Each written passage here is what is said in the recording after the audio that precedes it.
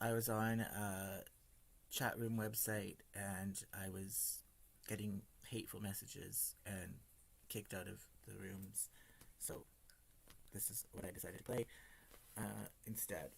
And I shared that with those rooms for a little bit, but not much because they were kicking me out. So,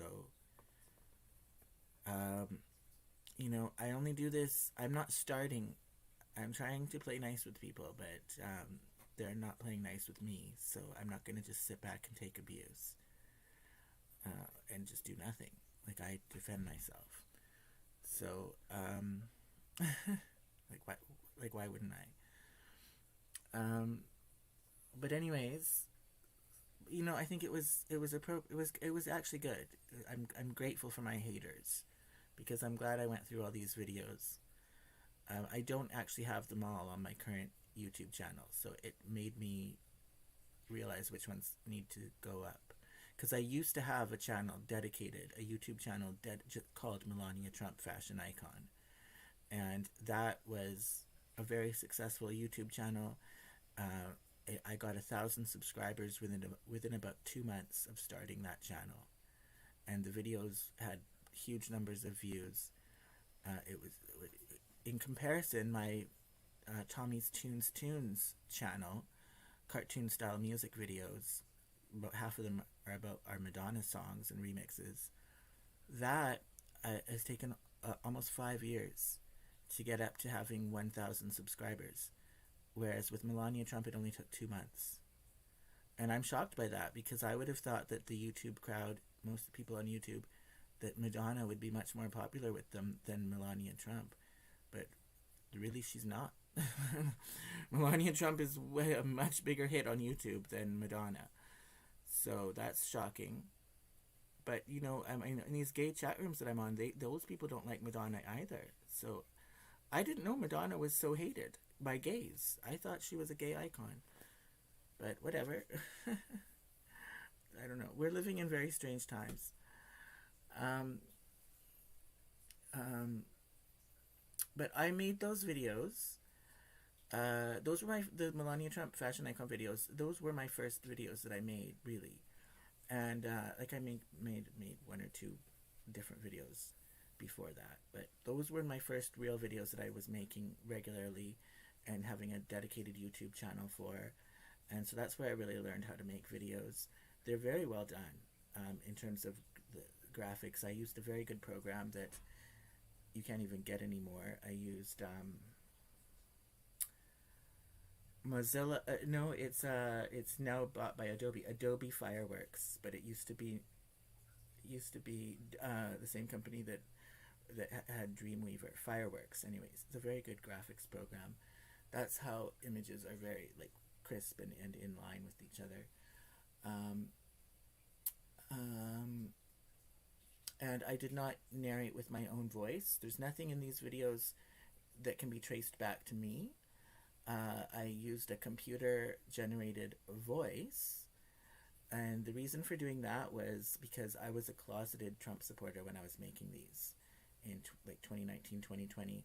I had lived in downtown Vancouver and then actually living in Burnaby, and I did not feel safe. I did not feel safe. Bottom line is, I did not feel safe um, in anywhere in the Vancouver area being out of the closet as a Trump supporter. People were actually being physically attacked for it, and somebody was in a restaurant. A customer went to a restaurant in downtown Vancouver wearing a mega baseball hat, and the server at the restaurant, working at the restaurant, ripped the hat off his head violently. And when this was reported in the news, the general public reaction was that they supported the server, not the patron of the restaurant who was just there as a customer getting attacked. So when I saw that public, I mean, I was shocked. I was shocked. I would never, I've worked in restaurants before. I would never do something like that to a customer in a restaurant, no matter how I felt about their clothing choices. And I was shocked that the public thought that was okay. And So I'm very much against violence. That is a violent act. I'm never going to resort to violence, no matter how angry I get. I'm just, it's just, it repels. It repels. It just disgusts me. Violence, really, it does. And so, I mean, I was very critical of the left wing leading up to this for many years, but I was still considering myself left wing. Just because I'm critical of it doesn't mean I'm turning on it. Like, I was still voting left wing and everything. But once the violence started breaking out, that's when I had to leave the left. But most of these videos, other than that last one I just played about Putin, most of these videos are not political. I mean, the point was not to, I wasn't trying to engage in the politics. I was simply trying to even out the coverage. Like, I felt that, I really do think that Melania Trump is the top fashion icon of our time, and I wasn't seeing that being reported in the media. And instead, I was seeing a lot of put downs and cattiness, and especially coming from women, shockingly. And one of the things that has been pointed out that I've, you know, it's something that a point that I absorbed in my endeavors on the left wing and in university is that women in politics, women in particular in politics, one of the things that women have to face in politics that men typically don't have to face, so it's kind of an example of sexism against women, is a harsh critique of their appearance and their fashion, and men in politics just don't have to deal with that, or nearly to the same degree. So given that that's the case, I was shocked that so many women were themselves were actually the ones doing that. Like, it's a like I say, it's a talking point of feminism, and an example of sexism is how women are so unfairly treated regarding their appearance in politics. But the fact that it would be women themselves would be the perpetrators of putting down Melania Trump's appearance. Again, it's just another example of these upside down times that we're living in. Like, I would have never expected that. I mean, whatever somebody may think about somebody's politics, I wouldn't have thought that women would have seized on Melania Trump's appearance and fashion to put her down. And the truth is, she really is one of the top. She's the best dressed first lady in the history of the United States. Before her, it was Jackie Kennedy, but she's surpassed Jackie Kennedy. And although she was greatly inspired by Jackie Kennedy, as shown in these videos, and of course Jackie Kennedy was a Democrat. So it's not really about partisanship. It's not about Democrats and Republicans, for the most part, other than that last video. It's about giving credit where credit is due, and she really has made fashion history, Melania Trump, as First Lady. At Rumble, we care about our creative partners. We care about our advertisers. There are millions of people out there who feel that they're sick of the legacy media, sick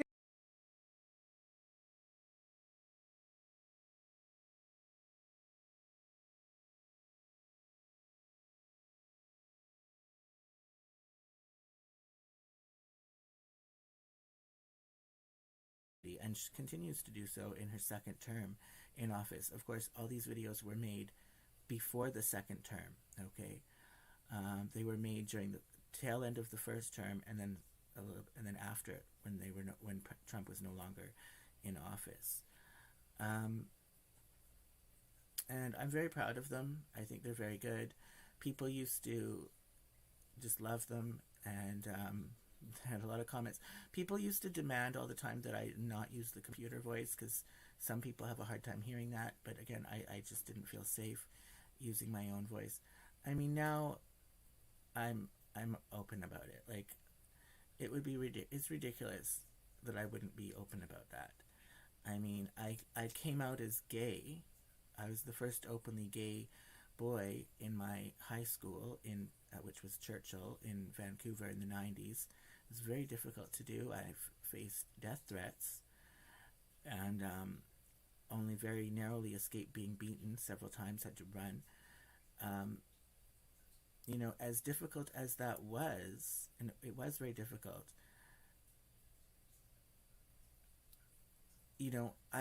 I was still able to do it when I was mature enough to know that that's what my sexual orientation was.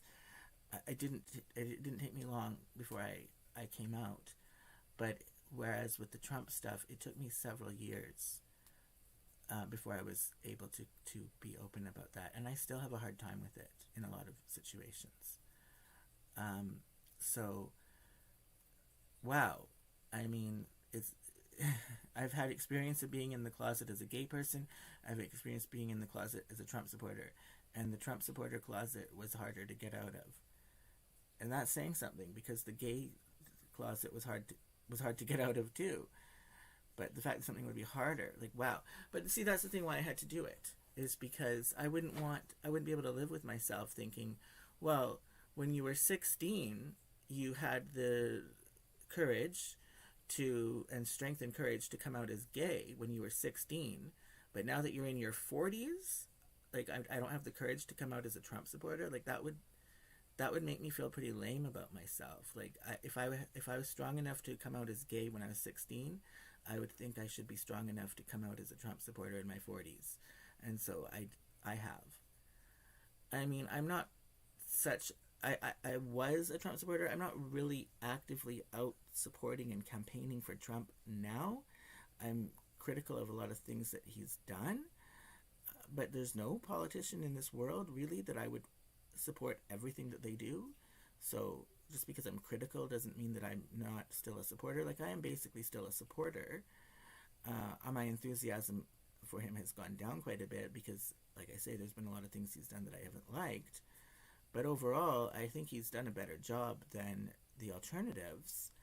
And like I was pointing out in that last video there regarding Putin,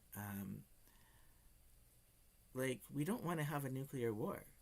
Like, that would be the worst thing that could possibly happen.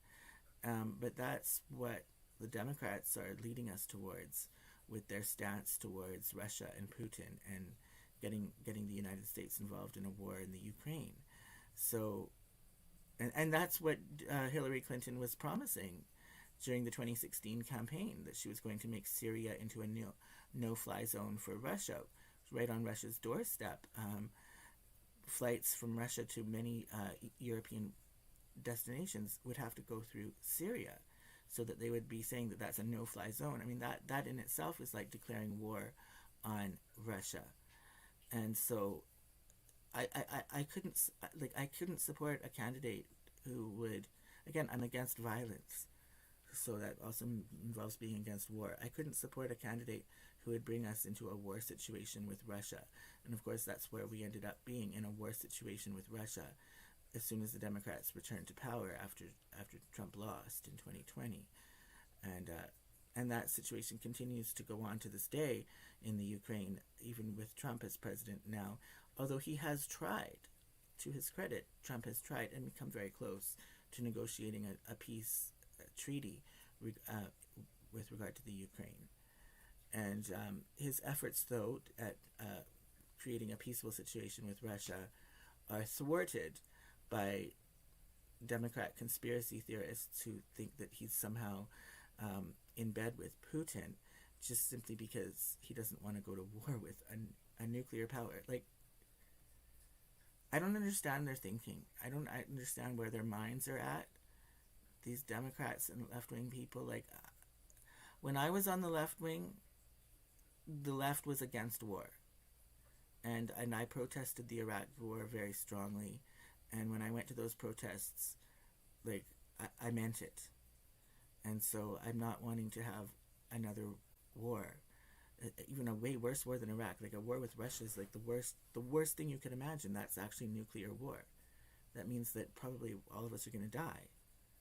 So I don't understand where they're thinking. But I think a lot of people just are not thinking. They're not thinking for themselves. They're regurgitating what they're hearing from the media. They're getting it from the media, the mainstream media, and just parroting it. But they're not doing their own research, and they don't have an independent look on things, right? Like, I mean, yeah. I mean, Biden couldn't even run for re-election because he was so mired in controversy, um, regarding his son Hunter Biden and deals in China and payback from China. Um, and that stuff was the main reason why he couldn't run for re-election in 2024. But the thing is, I do my own independent research, so I knew about all of that in the 2020 election. Like, it was actually public knowledge. It wasn't really a secret, but you had to look for it yourself. It wasn't in the headlines in the mainstream media. Well, it wasn't in the headlines in the mainstream media, but it was still out there if you looked for it. And of course, the mainstream media did not report it because obviously they're biased. So I just think that it's very unfortunate how people cannot think for themselves. But then again, look at the life that I live, and look at the consequences that I suffer as a result of being someone who does think for themselves. It's not easy. It's really not easy. So perhaps I shouldn't be surprised that there's so few people who are capable of doing it. Okay, I just don't have a choice but to. I have to stick to my integrity. If I know something to be true, I have to. I can't unsee it. Of course, I'm always open-minded, and as new information comes in, I will be open to changing my mind as I get new information on regarding Trump or on any topic for that matter. Okay, so that's really all I want to say. Melania Trump is truly the top fashion icon of our time. Peace out.